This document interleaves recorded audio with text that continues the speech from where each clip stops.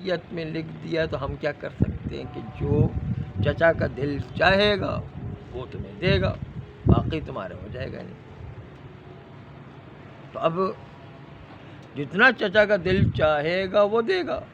مثلا 100% میں سے 5% اس بیٹے کو دینا چاہتا ہے تو 5% اس بیٹے کا ہو جائے گا، 95% جو ہے خود چچا کا ہو جائے گا، کیونکہ اس کی مرضی ہے، وہ جو چاہے بیٹے کو دے دے اور باقی جو ہے 95% جو ہے اس چچا کا ہو جائے۔ وہ تو 5% بھی کیا، اگر وہ چاہے تو 1% ہی دے، 99% خود رکھ لے، اس لیے کہ باپ نے وصیت میں لکھا ہے جو تمہارا جی چاہے وہ میرے بیٹے کو دے دینا، باقی سب تمہارا۔ یعنی تو اب ہو سکتا ہے کہ اس کا جی چاہے کہ 1% دے، باقی سب جو ہے 99% جو ہے چچا کا ہو جائے۔ نہیں، یہ تو 5% تو اس کی مہربانی ہے کہ 5% بھی دے رہا ہے۔ تو اب جو ہے میں خود حیران ہوں کہ میرے باپ نے یہ وصیت کیوں لکھی ہے، اتنی بڑی جائیداد یہ تو جو ہے ساری میرے چچا کو چلی گئی ہے، مجھے تو 5% ہی صرف مل رہا ہے، تو میرا حق جو ہے وہ اس طرح غصب ہو رہا ہے۔ میری سمجھ میں نہیں آ رہا کہ یہ میرے باپ نے کیسی وصیت لکھ دی ہے۔ اس لیے کہ جتنے بھی قاضی حضرات ہیں وہ سب یہ کہتے ہیں، جج حضرات ہیں وہ کہتے ہیں کہ بھائی جب تمہارے باپ ہی نے لکھ دیا ہم کیا کر سکتے اس مسئلے میں۔ اچھا دکھاؤ وصیت نامہ کیا ہے۔ وصیت نامہ منگوایا گیا، وہ دیکھا کہ اس میں لکھا تھا کہ جو تمہارا جی چاہے وہ میرے بیٹے کو دے دو، باقی سب تمہارا۔ کہاں مولا امیر علیہ السلام نے جو ہے وصیت نامہ پڑھا، چچا کو بھی بلایا گیا، وصیت نامہ پڑھا۔ کہاں مولا نے یہ سوال کیا کہ چچا سے پوچھا کہ بھائی تمہارا جی کتنا اپنے لیے چاہتا ہے؟ کہا 95%۔ کہا یہی تو لکھا ہے کہ جو تمہارا جی چاہے وہ میرے بیٹے کو دے دو، یعنی اس کا مطلب ہے کہ 95% بیٹے کو دے دو، یعنی باقی 5% تمہارا ہوگا، اس لیے کہ اس میں لکھا یہی ہے کہ جو تمہارا جی چاہے وہ بیٹے کو دے دو، یعنی اب 95% دے دو۔ مولانا نے جو ہے اس طرح مظلومیت کا ساتھ دیا، اور اس طرح جو ہے اس مظلوم بیٹے کے وراثت جو خامخواہ غصب ہو رہی تھی، اس طرح ٹیکنیکل طریقے سے مولانا نے اس مسئلے کو حل فرمایا، ایک درود فرمایا۔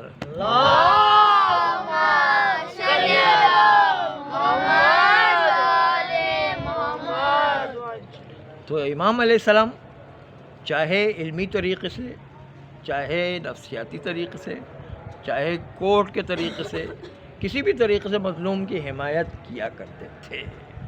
چنانچہ آپ دیکھیں کہ جب بہت ساری جنگیں ہوا کرتی تھی، مولا علی علیہ السلام کے زمانے میں جنگ ہوئی، اس کے نتیجے میں مولا نے دیکھا کہ کوفے کی گلیوں میں ایک بوڑھی عورت پانی کا مشکیزہ لے کر کے جا رہی ہے، پانی کا مشکیزہ۔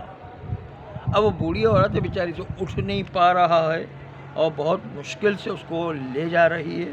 تو مولا نے دیکھا، جب کہ مولا کی ظاہری خلافت بھی تھی، باطنی خلافت تو ویسے ہی ہے، چنانچہ ظاہری خلافت کے اندر مولا نے جب دیکھا کہ ایک بوڑھی عورت مشکیزہ پانی کا مشکیزہ اتنا آسان نہیں ہوتا اٹھانا، مشکل کام ہوتا، بڑے بڑے مزدور لوگ اٹھایا کرتے، وہ بوڑھی عورت بیچاری لے جا رہی، اس سے اٹھ نہیں پا رہا تو بڑی مشکل سے اٹھا کے لے جا رہی تھی۔ تو مولا امیر المومنین علیہ السلام نے کہا کہ چلو، میں اگر آپ اجازت دیں تو میں آپ کا مشکیزہ آپ کے گھر تک پہنچاتا ہوں۔ وہ بوڑھی عورت تو بیچاری ایسے ہی تھکی ہوئی تھی۔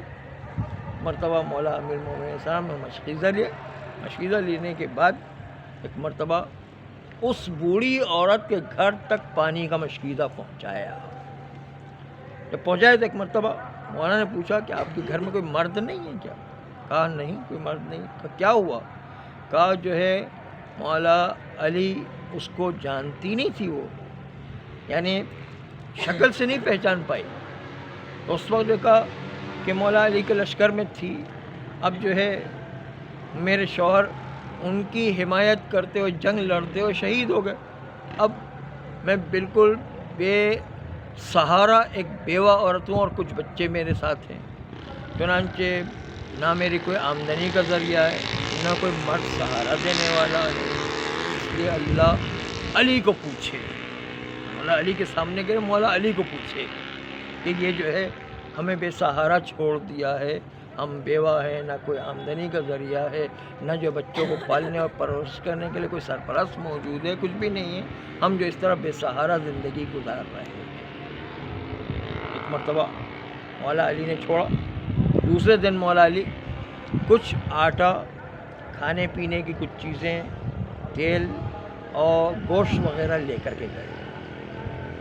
اب لے کر کے گئے، اس عورت کے گھر پر جا کے دروازہ بجایا. پوچھا کون؟ کہا کل جس نے آپ کا مشکیزہ چھوڑا تھا وہی. یہ آغائے جورج جورداق نے اپنی کتاب الصوت العدالت الانسانیہ میں لکھا ہے، یعنی عدالت انسانی کی آواز.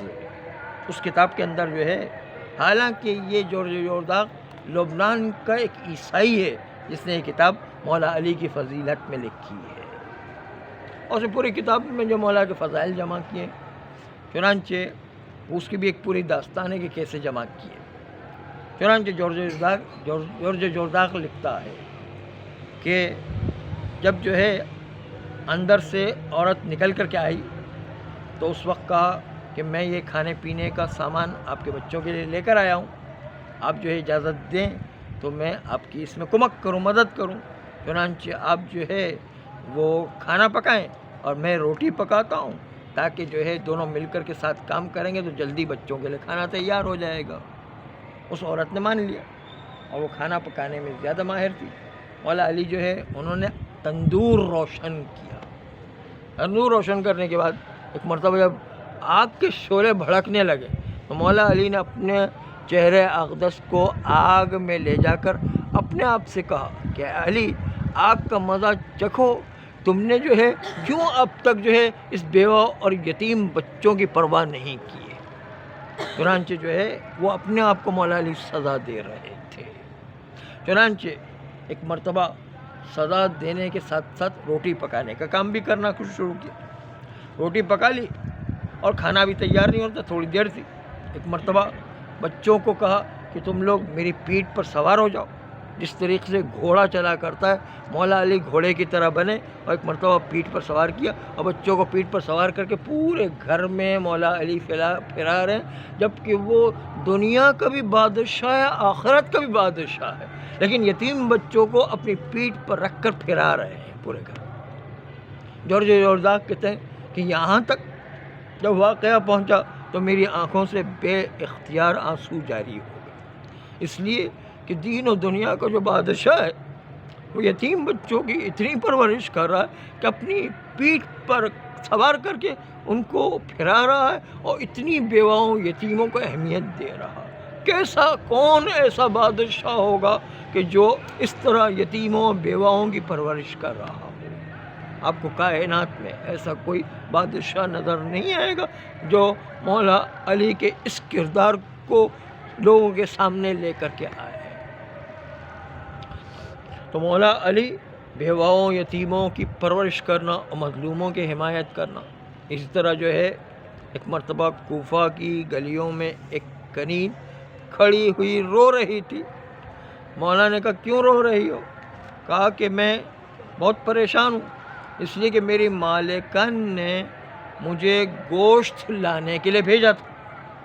جب میں قصائی کے پاس گوشت لانے کے لیے گئی تو قصائی نے مجھے گوشت دیا، میں جا کر کے اپنی مالکن کو دے کر آتی ہوں. مالکن نے گوشت کو دیکھا اور کہا کہ نہیں، یہ گوشت پسند نہیں ہے، دوبارہ بدل کے آ جاؤ.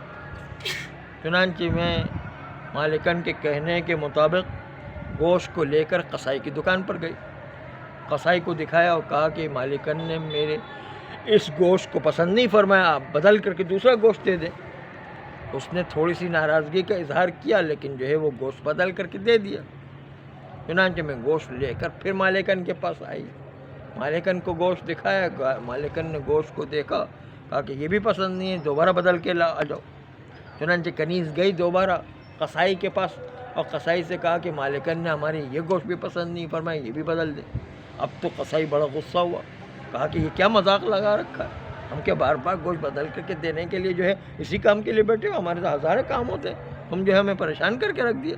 میں ابھی جو بدل کر کے دے رہا ہوں اب نہیں واپس آنا۔ ایک مرتبہ جو ہے گوشت لیا، نیا گوشت جو ہے بدل کر کے دوبارہ دے دیا۔ اب تیسری مرتبہ وہ کنیز گوشت لے کر کے گئی، اور گوشت لے کر کے جانے کے بعد اب مالکن نے دیکھا، مالکن نے تیسری مرتبہ بھی پسند نہیں فرمایا اور کہا یہ گوشت پھر دوبارہ بدل کر کے آ جاؤ۔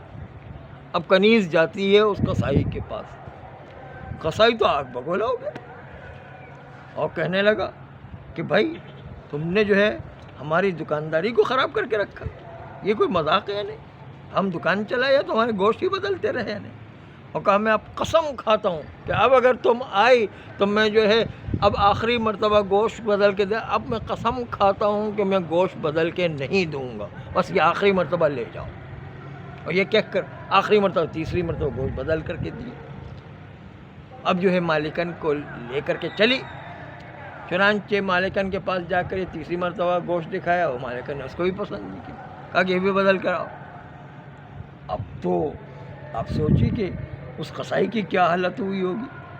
اس کے پاس جب کنیز لے کر پہنچی تو اس نے تو کہا کہ یہ کیا مذاق لگا رکھا ہے، میں نے قسم کھائی ہوئی کہ میں گوشت بدل کے نہیں دوں گی۔ ایک مرتبہ بہت آگ بگولا ہوا، کہا میری دکان سے نکل جاؤ، خبردار دکان کے اندر نہیں آنا۔ اب جو ہے وہ کنیز کو دکان سے باہر نکال دیا ڈانٹ کر۔ چنانچہ اب کنیز کہہ رہی کہ میں کیا کروں، مالکن کے پاس جاتی ہوں تو مالکن گوشت کو قبول کرنے کو تیار نہیں، اور قصائی کے پاس جاتی ہوں تو قصائی اب گوشت بدلنے کو تیار نہیں۔ تو میں درمیان میں کھڑی رو رہی ہوں اور سوچ رہی ہوں کہ کیا کروں کیا نہیں کروں، دونوں کے درمیان میں تو پھنس گئی ہوں، میرے لیے تو کوئی چارہ ہی نہیں، اس لیے میں دونوں طرف جو ہے لڑک کر کے یہاں کھڑی ہوئی رو رہی ہوں، اب کیا کروں۔ مولا امیر مومنین صاحب نے قصہ سنا، کہا کہ اچھا چلو آؤ میرے ساتھ۔ ایک مرتبہ جو ہے مولا لے کر کے چلے اس کنیز کو اور قصائی کی دکان میں آئے۔ قصائی جو ہے اس کی دکان میں آئے، قصائی کو کہا کہ دیکھو یہ مومنہ ہے، بیچاری غریب ہے، آپ اس کو بدل کر کے دے دو۔ اس کی مالکن نے قبول نہیں کیا تو آپ ایک مرتبہ میری خاطر بدل کر کے دے دو۔ مولا علی کو پہچانتا نہیں، شکل سے نہیں پہچانتا، نام بہت سنا ہوا ہے لیکن مولا علی کو شکل سے نہیں جانتا ہے وہ قصائی بھی۔ چنانچہ جو ہے وہ قصائی بہت آگ بگولا ہو گیا، مولا علی پر جو بگڑ گیا اور مولا علی سے کہنے لگا تم نے یہ کیا قصہ لگا رکھا ہے، تم نے تو میری گاہکی خراب کر دی، میری دکان کو خراب کر دیا، تم جو ہے ہمارے معاملات میں کیوں پڑ رہے ہو۔ اور جو ہے بہت غصے ہو کر کے مولا علی کے سینے پر ہاتھ رکھا، سینے پر ہاتھ رکھ کے دھکا دے کر مولا علی کو جو دکان سے باہر نکال۔ شکل سے نہیں، یعنی شکل سے مولا علی کو نہیں پہچانتا، ویسے مولا علی کو بڑا معتقد ہے لیکن مولا علی کو جو ہے پہچانتا نہیں۔ ایک مرتبہ دھکا دے کے جو ہے مولا علی کو دکان سے باہر نکال دیا۔ مولا علی نے کہا میں تمہاری قسم کا ضامن ہوں، کوئی بھی روز قیامت میں کوئی قسم وسم نہیں، میں جو ہے وہ میری دکانداری کو کیوں خراب کر دیا کہ باہر نکال دیا، مولا علی کو نکال دیا۔ اب مولا علی جو ہے ایک مرتبہ ان کو گھر سے باہر نکال دیا، دکان سے جو باہر نکال دیا تو کہا چلو، کنیز سے کہا کہ چلو یہ قصائی نہیں مان رہا ہے تو ہم تمہاری مالکن کے پاس جاتے ہیں، ان کو مناتے ہیں تاکہ تمہارا مسئلہ تو کسی طریقے سے حل ہو۔ چنانچہ مولا علی اس کنیز کو لے کر اس کی مالکن کے پاس جاتے ہیں۔ مالکن کے پاس گئے تو ایک مرتبہ مالکن نے سنا کہ مولا علی تشریف لائے تو دوڑتی ہوئی ننگے پیر، مولا علی کی چاہنے والی تھی، ایک مرتبہ ننگے پیر دوڑتی ہوئی، کہا مولا آپ کیوں تشریف لائے، آپ نے مجھے حکم کیا ہوتا میں خود آپ کی خدمت میں پہنچ۔ کہا نہیں، اس کنیز کا مسئلہ تھا اس لیے جو اس کو حل کر رہا تھا۔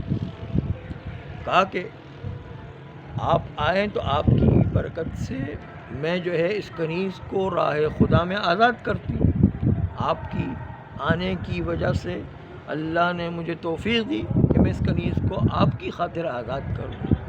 چنانچہ یہ کنیز جو ہے آزاد ہو گئی اور اس کے نتیجے میں کنیز کا مسئلہ حل ہو گیا۔ مولا علی مسجد میں گئے شکرانے کی نماز پڑھنے کے لیے۔ جب شکرانے کی نماز پڑھنے کے لیے گئے، ایک مرتبہ وہاں پر حذیفہ یمانی آئے، بازار کوفہ میں حذیفہ یمانی آئے اور اس قصائی کی دکان میں گئے۔ قصائی کی دکان میں کہا کہ اے قصائی، بتاؤ تو صحیح کہ کیا تمہاری دکان میں مولا علی تشریف لائے تھے؟ کہا کہ ہمارے ایسے قسمت کہاں کہ مولا علی ہماری دکان میں تشریف لائیں، میں خوشی کے مارے مر نہ جاؤں اگر مولا علی میری دکان میں تشریف لائے۔ اس لیے کہ یہ قصائی وہ قصائی تھا کہ جس نے اصل میں کوفہ کے ایک نواحی علاقے کے اندر ایک قصائی رہا کرتا تھا، اور اس نے ساری زندگی یہ تمنا کی تھی کہ مولا علی کی زیارت کرنے کے لیے جاؤں گا۔ اب اس کو فرصت ملی اور وہ مولا علی کی زیارت کرنے کے لیے کوفہ آیا، اور لوگوں کو پوچھتا چلا کہ مولا علی کی ملاقات کہاں پر ہو سکتی ہے، تو لوگوں نے بتایا وہ تو جنگ صفین میں گئے ہوئے ہیں۔ جنگ صفین تو بہت لمبی 7 مہینے چلنے والی تھی، اس لیے جو ہے کہا کہ جو ہے جب جنگ صفین میں گئے پتہ نہیں مولا کب آئیں گے، تو اس نے سوچا کہ میں بیکار رہوں، اس سے بہتر ہے کہ کوفہ کے بازار میں ایک دکان کھول لوں اور کچھ کام کرتا رہوں، جب مولا علی آئیں گے تو ان کی زیارت کر۔ وہ تو مولا علی کی زیارت کے لیے آیا تھا، وہ نواحی دیہات کے علاقے سے آیا تھا اسی مولا علی کی زیارت کے لیے۔ اس نے جو قصائی کی دکان کھول لی تاکہ وہ بیکار نہ رہے، جب مولا آئیں گے تو ان کی زیارت کر۔ حذیفہ نے کہا کہ تمہاری دکان میں آئے تھے؟ کہا کہ میں مر نہ جاؤں جو ہے مولا علی اگر میری دکان میں آ جائے۔ کہا لیکن سارے کوفے والے کہہ رہے ہیں، بازار والے کہہ رہے ہیں کہ آپ کی دکان میں مولا علی تشریف لائے تھے۔ کہا کہ میری دکان میں کہاں آئے؟ کہا وہ کوئی ایسا آدمی آیا تھا جس نے کھردرا لباس پہنا ہوا تھا اور ان کے قمیص کے بٹن کھجور کے چھلکے سے بنے ہوئے تھے۔ کہاں ایسا آدمی تو آیا تھا؟ کہا وہی تو مولا علی تھے۔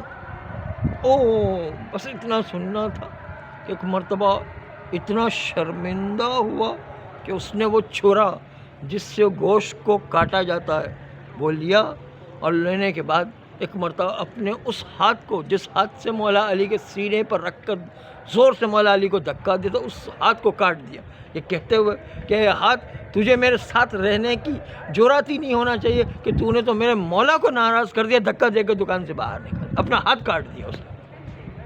جب ہاتھ کاٹ دیا ایک مرتبہ جو ہے ہاتھ کاٹنے کے نتیجے میں خون بہنے لگا، اتنا زیادہ خون بہا کہ بے ہوش ہو کے گر گئے۔ لیکن جیسے ہی ہاتھ کاٹا ایک مرتبہ باہر نکلا، باہر نکلنے کے بعد کوفہ کے اندر بازار کے اندر آواز دی، اے کوفہ کے فقراء آ کر کے میری دکان کو لوٹ لو، اس لیے کہ اس دکان کو رکھ کے میں کیا کروں گا جس دکان میں میں نے اپنے ہی مولا کی توہین کر دی اور اپنی دکان کو لوٹا دیا ہے، اور اپنے ہاتھ کو لوگ کہہ رہے علاج کرو، خون بند کرو۔ کہا مجھے علاج کی ضرورت نہیں، چنانچہ خون اتنا بہا کہ خون کے بہنے کے نتیجے بے ہوش ہو کے گر پڑا۔ ایک مرتبہ مولا علی کو کلک ہوا اور نماز پڑھ دے، نماز کو جلدی سے ختم کیا، کہا بیٹا حسن جاؤ، اور جانے کے بعد تمہارا چچا بازار کوفہ کے اندر گرا ہوا اور جو ہے اس کو اس ابا میں ڈال کر لے کر آؤ، اور ساتھ جو کٹا ہوا ہاتھ ہے وہ بھی لے کر کے آنا۔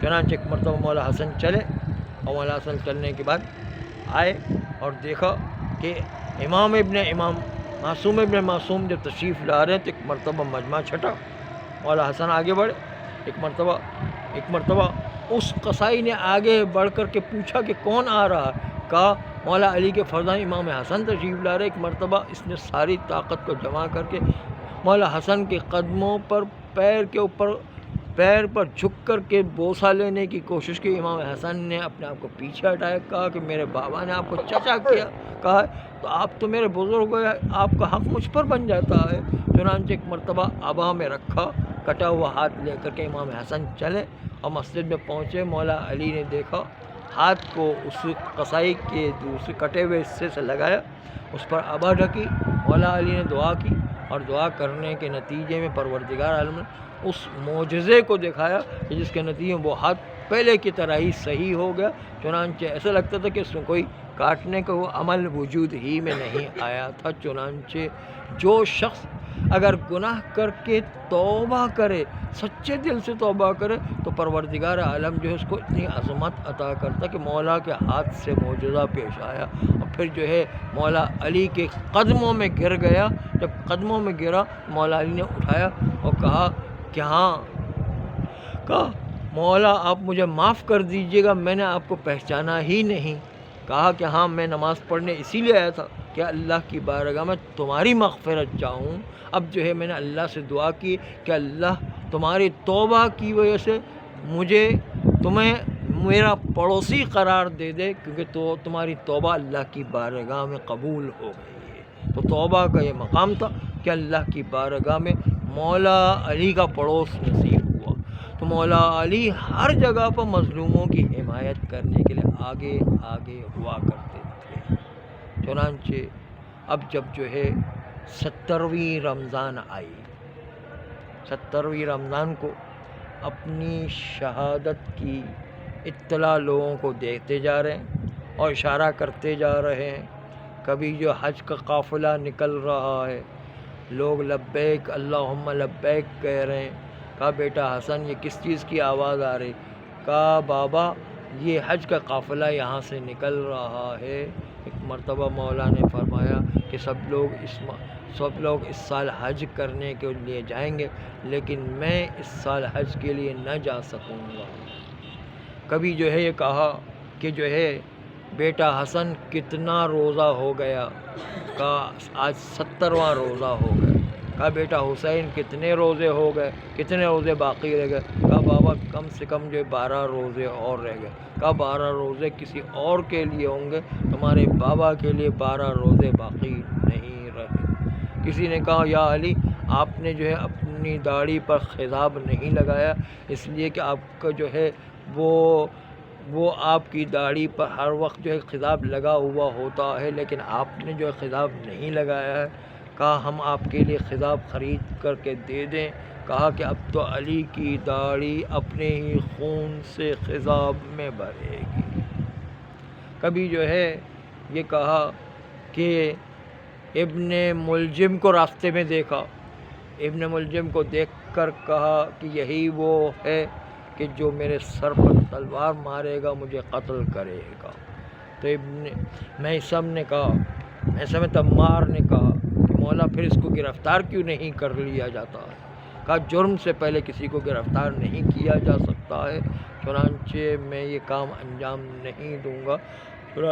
مولا بار بار اپنی شہادت کی خبر لوگوں کے سامنے پیش کر رہے تھے، اور اب وہ وقت آیا کہ آج وہ مولا علی کا طریقہ تھا کہ ہر روز ایک بیٹے یا بیٹی کے وہاں پر افطار کے لیے جایا کرتے تھے۔ آج ام کلثوم کی باری تھی۔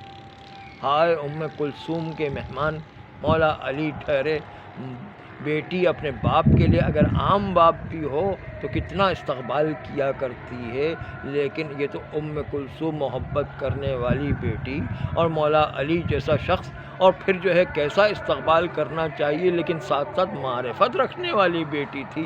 ہاں ادب کا تقاضا تھا کہ بی بی زینب کے مقابل میں کبھی ام کلثوم نے بولا نہیں، ورنہ رتبے کے لحاظ سے بی بی زینب سے کوئی ام کلثوم کمتر نہیں تھی، لیکن ادب کی وجہ سے کبھی آگے نہیں آئی۔ چنانچہ ام کلثوم معرفت رکھنے والی بیٹی تھی۔ ایک مرتبہ افطار کا وقت آیا، ام کلثوم نے افطار کو سجایا، دودھ کا پیالہ، نمک کا ڈھیلا اور روٹی، خشک روٹی جو جو کی روٹی تھی، اور گرم پانی جو ہے افطار کے لیے پیش کیا۔ نیم گرم پانی کے ساتھ مولا علی نے ایک مرتبہ ام کلثوم سے کہا بیٹا ام کلثوم تم تو جانتی ہو کہ میں نے کبھی زندگی میں دو چیزوں سے کبھی کھانا نہیں کھایا ہے، آج تم نے دودھ اور نمک دونوں رکھ دیا ہے۔ ارے ان دونوں میں سے کسی ایک کو اٹھا لو۔ چنانچہ ام کلثوم نے نمک کا ڈھیلا اٹھانا چاہا، مولا علی نے منع کر دیا اور کہا کہ دودھ کے پیالے کو لے جاؤ۔ چنانچہ خالی نمک کا ڈھیلا اور جو کی روٹی اور گرم پانی سے، نیم گرم پانی سے افطار کیا۔